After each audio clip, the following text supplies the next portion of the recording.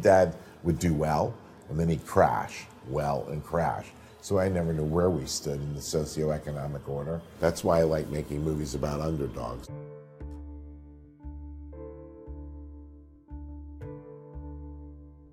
The Imitation Game, the King's Speech, the Stuttering King, the Lion. To me, I'm still the underdog. I felt that way when I was young, and sometimes I still feel that way.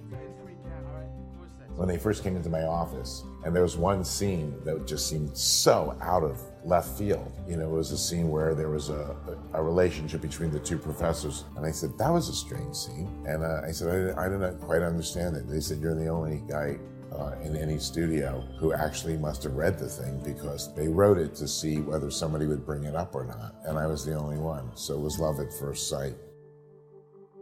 I don't think you do know when something's going to be a hit. And certainly when I read the script for Lion, that probably the furthest thing from my mind. I think it moved me emotionally. My wife, Georgina, a lot of her clothing inspiration came from India. When we got married, she said, no gifts. I'm going to build a school in India.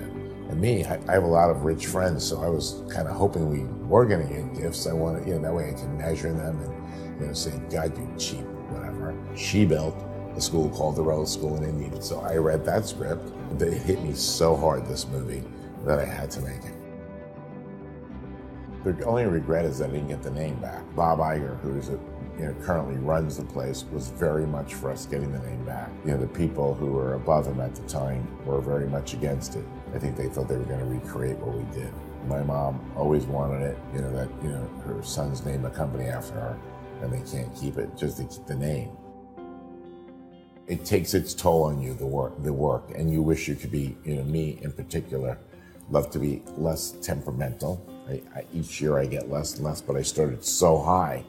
Remember the chipping away at that mountain. It would be much better to take 2 seconds and just be conscientious and not just be so much in the moment that you have to do that.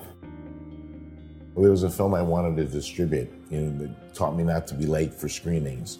I went to see a movie called Nikita, and Luc Besson is a friend, and I was 15 minutes late for the screening. And if you miss the first 15 minutes of that movie, you don't understand that she was a psychopath who, robbed people and killed people, and then they were reforming her. Luc thought, Miramax, we would take the film, but I didn't get it. It was outrageous how stupid I was. I'm working my dream. It's hard to maintain. But, I feel that we've done a lot of, great things. And at the same time, it beats a lot of things. This is a truly fulfilling, thing to do. And I'm very, very lucky to do this every day. I should pinch myself and say thank you.